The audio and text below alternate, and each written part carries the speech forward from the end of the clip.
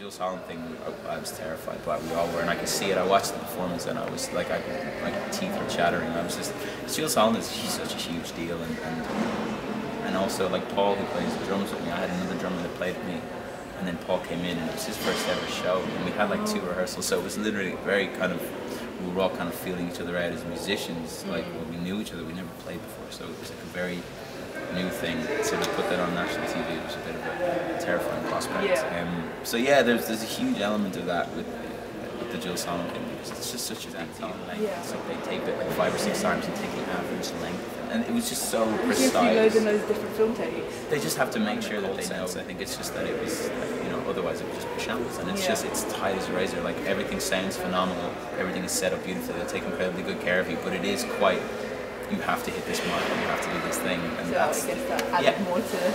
That definitely compounded the terror for me. Yeah. Yeah, absolutely. It was like, it definitely kind of makes you're far more aware of your hands than you, or your where you are standing, or where your cue is, because there's pieces of tape on the ground. You're like, am I supposed to stand on this? I don't know. So you have to be like quite rigid, like robotic. Yeah, so they don't tell you what to do. You've been on tour like a lot this year, all over the world.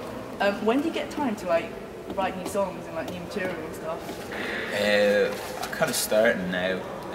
After the end of the tour? No, I mean, the first 6 months of the year were kind of a write-off, because it was all quite jarring, kind of getting up to speed quite quickly, and kind of thought that I would write, but then just travelling and playing was quite hectic and tiring, and by myself as well. Yeah. But now that the band are with me, there's less pressure on me. Obviously, I don't have to drive. I can kind of sit in the back of the bus. So you used to drive yourself? I used to drive myself everywhere. Yeah. So that's kind of like, you know, myself and Adrian, my engineer, we drove across America, like playing shows with the Civil Wars, and we, you know, drove across to Germany and France, and we've done all that stuff this year. So there's no time in those days to write music or even think about it. But now I kind of have a lot more time, and I'm thinking about a second record and when to make it and stuff. So I find there's a lot more time to write. It's all relative though. It's hard to write when you're traveling. I find that I need to be the most, you know, overt triggers, like reading a book or watching a film.